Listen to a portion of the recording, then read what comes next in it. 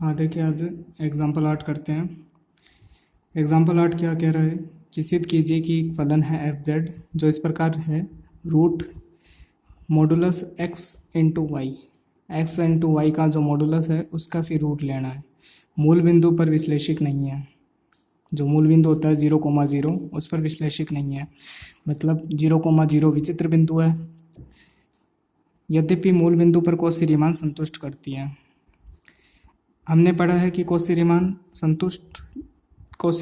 अगर संतुष्ट होती है तो वो फलन विश्लेषिक होता है। जबकि यहाँ पे देखो अपोजिट बात बोल दी इस बार इसने। ये कह रहा है कि मूल बिंदु पर विश्लेषिक नहीं है लेकिन फिर भी कौशी रीमान को संतुष्ट करता है। तो हमने तो ये पढ़ा था कि अगर विश्लेषिक नहीं होता तो कौशी रीमान को संतुष्ट नहीं करता, जबकि यहाँ क्या कह रहा है, कौशी रीमान को संतुष्ट करता है। तो ये एक अजीब केस है, मतलब अपवाद बोल सकते हो आप इसको। तो आपको ये प्रूफ करके दिखाना है ऐसा जो इसने बोला है। तो इसने दो बातें बोली है। एक तो ये बोला है कि मूल बिंदु पर विश्लेषिक नहीं है, ठीक है, और दूसरा ये बोला है कि मूल बिंदु पर कौशी रीमान संतुष्ट करता है। तो एक तो हम ये दिखा देंगे कि मूल बिंदु पर कौशी रीमान संतुष्ट करता है। तो कौशी रीमान के लिए अपन क्या करते हैं, वो u का x के सापेक्ष, u का y के सापेक्ष, v का x और y के सापेक्ष वो निकाल कर उनको कंपेयर करके दिखा देते हैं, ठीक है। तो अब देखो कौशी रीमान तो संतुष्ट करता है, तो अगर कौशी रीमान संतुष्ट करता है तो फिर तो विश्लेषिक भी होना चाहिए था। तो लेकिन ये कह रहा है कि अगर आप इसे और किसी तरीके से ट्राई करो तो विश्लेषिक नहीं मिलेगा। तो और कौन सा तरीका रह गया अपने पास, जो लिमिट लेके करते थे अपन अवकलन, वो वाला तरीका। तो कौशी रीमान तो अपन दिखा देंगे, ठीक है। और मूल बिंदु पर विश्लेषिक नहीं है, इसके लिए अपन वो जो तरीका था लिमिट वाला, limit of delta z tend to 0 और फिर function of z plus delta z minus function of z upon delta z, उस तरीके से अपन देख लेंगे कि ये मूल बिंदु पर विश्लेषिक नहीं है, मतलब अवकलनीय नहीं मिलेगा। तो जब अवकलनीय नहीं मिलता यानी विद्यमान नहीं होता तब अपन क्या कहते हैं, विश्लेषिक नहीं है। तो ये दो काम करने हैं अपन को। तो पहला मैं काम कर लेता हूँ कि मूल बिंदु पे चेक कर लेता हूँ विश्लेषिक है या नहीं है, इसका अवकलन मिलता है या नहीं मिलता। तो देखिए,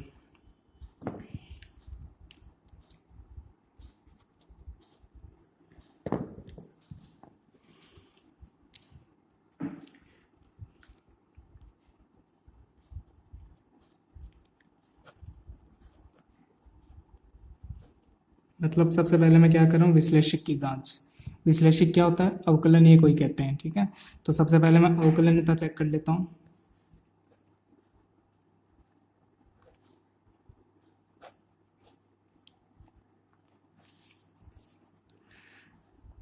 अवकलनीयता का सूत्र क्या होता है, एफ डैश जेड बराबर limit z delta z tend to 0 f z plus delta z minus f z upon delta z. यह अवकलनीयता की जांच मुझे किस पे चेक करना है, मूल बिंदु पर चेक करना है। तो मैं यहाँ पर जेड नोट रख देता हूँ, मतलब मुझे मूल बिंदु पे चेक करना है। तो यहाँ पे भी जेड नोट रख देता हूँ, यहाँ पर भी जेड नोट रख देता हूँ। जेड नोट क्या है, यहाँ पर मूल बिंदु है, यानी 0,0 है, ठीक है। अब देखिए,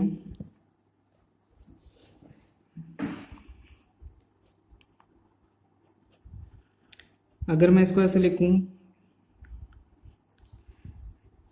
देखो हमारा फलन किस पे, फलन का वेरिएबल क्या है, जेड प्लस डेल्टा जेड।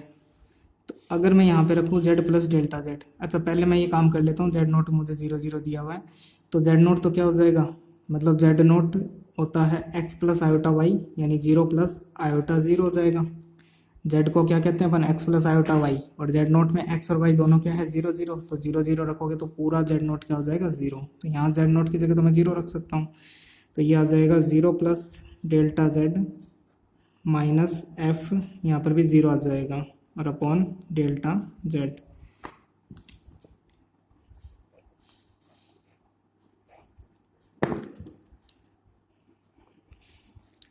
अब देखिए, f delta z minus f 0 upon delta z. अब अपन इसमें वैल्यू पुट कर सकते हैं, limit delta z tends to 0, इसकी जगह मैं क्या रख सकता हूँ, delta x plus iota delta y minus f 0 upon delta x plus iota delta y. अब देखिए हमारे फलन का जो वेरिएबल है वो क्या है, delta x plus iota delta y, और हमारा फलन वास्तव में क्या था, ये था। अगर मैं इसको जेड को ऐसे लिखूँ एक्स प्लस आयोटा वाई, तो उसका देखो एक्स उठा लिया और वाई उठा लिया, उन दोनों को क्या कर दिया, गुणा कर दिया और उसका मॉड करके रूट कर दिया, ये हमारा फलन है। तो अब हमारा वेरिएबल क्या है, delta x plus iota delta y, ठीक है। तो इसमें डेल्टा एक्स उठा लो, डेल्टा वाई उठा लो, उन दोनों को गुणा कर दो, उनका मॉड करके रूट कर दो, यही होगा। डेल्टा एक्स ले लिया, डेल्टा वाई ले लिया, इन दोनों का गुणा करके मॉड करके रूट कर दिया, यही करेंगे, यानी इसकी जगह ये आना चाहिए। फिर माइनस ज़ीरो वाले में देखो मैं क्या लिख सकता हूँ, ज़ीरो प्लस आयोटा जीरो, ठीक है। तो ज़ीरो उठा लिया, ज़ीरो उठा लिया, तो दोनों ज़ीरो को गुणा कर लिया और तो पूरा क्या आ जाएगा, ज़ीरो ही आ जाएगा। तो यहाँ मैं क्या रखूँगा, ज़ीरो रखूँगा। Delta x plus iota delta y. अब मेरा सवाल इसमें कन्वर्ट हो गया। अब डेल्टा जेड, अब देखो एक्स वाई में कन्वर्ट हो चुका है, तो मैं डेल्टा जेड को भी एक्स वाई में कन्वर्ट कर लूँ एक बार। तो limit delta x ten to zero, delta Y tends to zero, जो delta Z ten to zero था उसकी जगह पर ने ये रख दिया। अब आगे क्या है, रूट, एक तो रूट में है ये, ठीक है, ये लिख देंगे, और बट्टे में क्या है, delta x plus iota delta y. एक तो ये रूट में लिख दिया अपन ने डेल्टा एक्स डेल्टा वाई, और एक बट्टे में था delta x plus iota delta y. तो मैंने बस लिमिट जो डेल्टा जेड में थी उसको अपन ने ऐसे लिख दिया, क्योंकि delta Z ten to zero था यहाँ पर। तो जब जेड जीरो की तरफ जाएगा तो उसके अंदर जो delta x plus delta y है वो भी तो जीरो की तरफ ही जाएंगे, तो अपन इसको ऐसे लिख सकते हैं। अब इसके बाद देखिए एक्स और वाई दो पदों में आ गए, तो अब ऐसे में आता है तो अपन पथ का यूज़ करते हैं, ठीक है। तो अब अगर मैं पथ का यूज़ करूँ इसमें,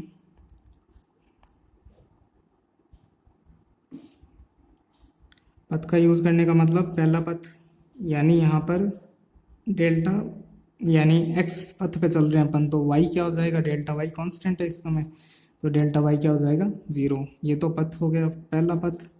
ऐसे ही जब अपन इधर से इधर आते हैं वाई पथ के अनुसार, तो उस समय डेल्टा एक्स क्या होता है, कांस्टेंट, क्योंकि वाई अक्ष पे एक्स क्या होता है, जीरो रहता है, ठीक है। तो डेल्टा एक्स यानी कोई परिवर्तन नहीं हो रहा।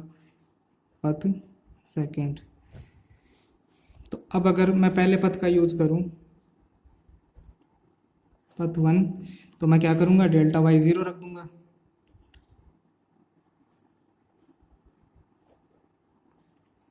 पहला पथ यूज़ कर रहा हूँ तो डेल्टा वाई क्या हो जाएगा, ज़ीरो हो जाएगा।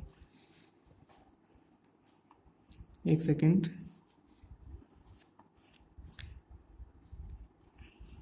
हाँ एक बात और देखिए इसके अंदर। अब सपोज कीजिए मैंने पहला पथ यूज़ किया, तो पहला पथ अगर मैंने यहाँ यूज़ किया तो मैं यहाँ ज़ीरो रखूँगा, तो ज़ीरो रखते ही ये पूरा क्या हो जाएगा, ज़ीरो हो जाएगा, ठीक है। तो ज़ीरो होने, एक बार पहले पथ से तो लिमिट क्या आ रही है, ज़ीरो। अगर फिर मैं सेकंड पथ रखूँगा यहाँ ज़ीरो, तो भी लिमिट ज़ीरो आ रही है। तो इस पथ वन और पथ टू से अपना काम नहीं बन रहा, तो अब मैं एक अलग पथ काम में लूँगा। पथ वन रखने पर लिमिट कितनी आ रही है, लिमिट जीरो प्राप्त हो रही है, और पथ टू पर यानी डेल्टा एक्स बराबर जीरो रखने पर वापस लिमिट क्या आ रही है, ज़ीरो आ रही है। ऐसे तो लिमिट बराबर आ गई और लिमिट का अस्तित्व भी है, लेकिन लिमिट का अस्तित्व है और लिमिट का अस्तित्व है, इसका मतलब अवकलनीय है, और अवकलनीय इसका मतलब विश्लेषिक है, और हमें तो वहाँ क्या दिखाना था, विश्लेषिक नहीं है। तो यानी ऐसा कोई ना कोई एक पथ और छुपा हुआ है जिसपे ये लिमिट बराबर नहीं आएगी, तो वो लिमिट, वो पथ क्या होगा, देखो एक नया पथ लेते हैं अपन, एक अन्य पथ y बराबर, एक अन्य पथ लेते हैं y बराबर, यानी डेल्टा y बराबर डेल्टा, जैसे होता है ना y बराबर mx, तो y की जगह तो डेल्टा y कर दिया और x की जगह डेल्टा x कर दिया, ठीक है। तो इस पथ के अनुसार देखते हैं क्या होता है, यानी आपको कम से कम एक पथ, उसने जब कह दिया ना कि विश्लेषिक नहीं है, इसका मतलब कोई ना कोई ऐसा पथ छुपा हुआ है जिसपे विश्लेषिक नहीं है, ठीक है। तो ये वाला पथ मैं यूज़ करके देखता हूँ। तो देखिए, तो लिमिट y को अपन किस में चेंज कर देंगे, x में, तो यहाँ पे y की तो ज़रूरत है ही नहीं, यानी डेल्टा एक्स टेन टू, यानी y, डेल्टा y की जगह मैं क्या रखूँगा, m delta x ten to zero, तो m divide delta x ten to zero, तो दो बार डेल्टा x लिखने की क्या ज़रूरत, तो डेल्टा x एक बार ही लिखा जाएगा। और यहाँ पर डेल्टा y, तो m delta x delta x plus iota, यहाँ पे आ जाएगा एम डेल्टा एक्स। अब ऊपर देखो एम डेल्टा एक्स का स्क्वायर है तो रूट होकर क्या होएगा, डेल्टा एक्स बनेगा और इसके अंदर एम रह जाएगा, और नीचे भी डेल्टा एक्स कॉमन आ रहा है तो 1 प्लस आयोटा एम। तो limit delta x tend to 0, ये दोनों तो कट गए। अब जब इसमें डेल्टा एक्स है ही नहीं तो लिमिट की क्या ज़रूरत, तो ये अपने पास ये आंसर आ गया। अब बताओ कि क्या ये वाला पथ इन पथ के बराबर है, यानी पथ 3,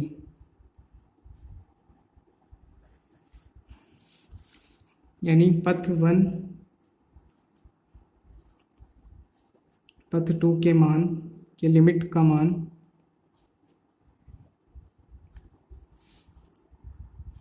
पथ 3 की लिमिट के बराबर नहीं है।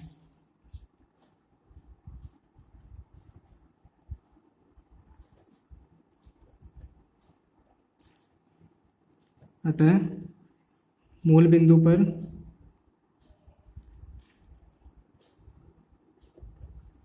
फलन अवकलनीय नहीं है, अर्थात विश्लेषक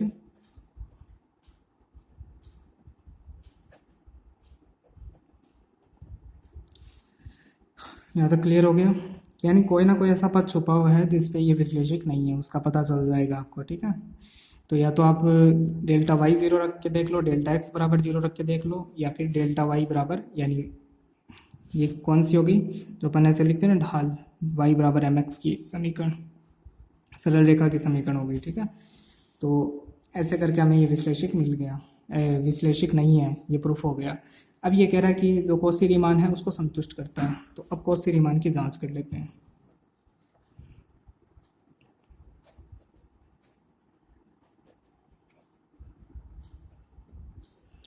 कौशी रीमान की जांच के लिए अपन को क्या करना होता है, u का x के सापेक्ष अवकलन करना होता है। तो देखिए u का अगर मैं x के सापेक्ष अवकलन करूं, ठीक है, मतलब अगर साधारण अवकलन करूं तो ये कैसा दिखेगा। तो देखिए जैसे फलन का z के सापेक्ष करते हैं तो कैसा दिखता है, limit delta x tend to 0 ये लिखते हैं, वहाँ पे डेल्टा z आता था तो अब इस बार क्या आ जाएगा, डेल्टा x आ जाएगा। फिर u का यानी फलन लिख देते थे, फिर x z plus delta z लिखते थे, तो यहाँ पर क्या आ जाएगा। अब देखिए u जो फलन है वो दोनों से मिलके बना है, किस किस से, एक तो x से भी बना है और एक y से भी बना है, तो x प्लस डेल्टा x भी आएगा और y प्लस डेल्टा y ये भी आएगा, minus u x comma y दोनों आएंगे। फिर बट्टे में क्या आता था, डेल्टा z आता था, तो यहाँ पे डेल्टा x है। अब अगर ये मैं इसका आंशिक अवकलन करूँ, अब आंशिक अवकलन में क्या हो जाएगा, जब x के सापेक्ष आंशिक अवकलन करेंगे तो उस समय तब y को क्या मानते हैं अपन, कांस्टेंट मानते हैं, और y को कांस्टेंट माना तो इसका जो y में कोई चेंजेस ही नहीं आ रहा तो डेल्टा y चेंजेस को बताता है, तो डेल्टा y क्या हो जाएगा, 0। तो अब अगर अपन आंशिक अवकलन करेंगे u का, देखो यहाँ पे मैंने साधारण अवकलन किया था, अब यहाँ पार्शियल डेरिवेटिव कर रहे हैं, ठीक है। तो यहाँ पर देखिए limit delta x tend to 0, बस ये अंतर आ जाएगा, यहाँ पे डेल्टा y 0 रख दूँ, x plus delta x comma y, ठीक है। अब हमें क्या चाहिए, ये तो हो गया u का x के सापेक्ष आंशिक अवकलन, लेकिन किस बिंदु पर, हमें तो मूल बिंदु पे चाहिए। हाँ देखिए मूल बिंदु पर 0,0, इसका मूल बिंदु पे चाहिए तो एक तो यहाँ 0 आ जाएगा और यहाँ 0 आ जाएगा, क्योंकि x और y की जगह अपन क्या रख रहे हैं, 0 0, तो ये क्या रह जाएगा, डेल्टा x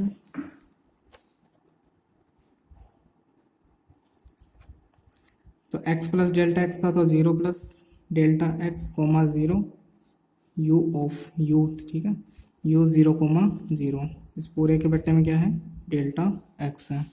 अब मुझे u की वैल्यू चाहिए, u है क्या अपने पास, तो देखो दिया गया है जो fz है वो ये दिया गया है रूट मॉडुलस xy, तो इसको मैं ऐसे लिख सकता हूँ प्लस आयोटा 0, तो u बराबर तो क्या हो जाएगा, और v बराबर क्या हो जाएगा 0। तो अब देखो u के अंदर क्या रखना है, x की जगह तो 0 प्लस डेल्टा एक्स यानी डेल्टा एक्स रखना है। तो जो अपन निकाल रहे थे 0,0,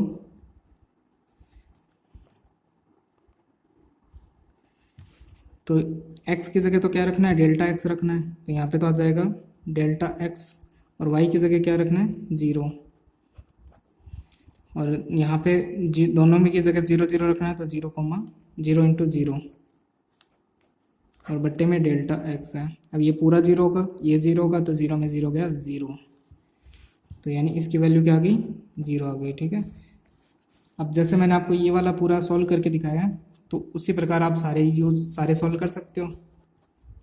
इसी प्रकार u का अगर आप y के सापेक्ष निकालते हो 0,0 पर, वो भी 0 आ जाएगा। v का अगर आप x के सापेक्ष निकालते हो 0,0 पर, वो भी 0 आ जाएगा। और v का आप u के सापेक्ष निकालते हो 0,0, तो वो भी 0 आ जाएगा।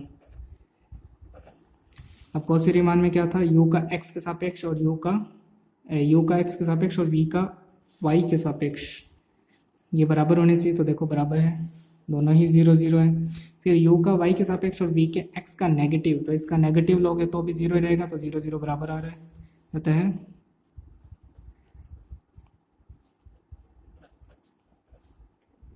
कौशी रीमान संतुष्ट होती है। ठीक है, कौशी रीमान संतुष्ट होती है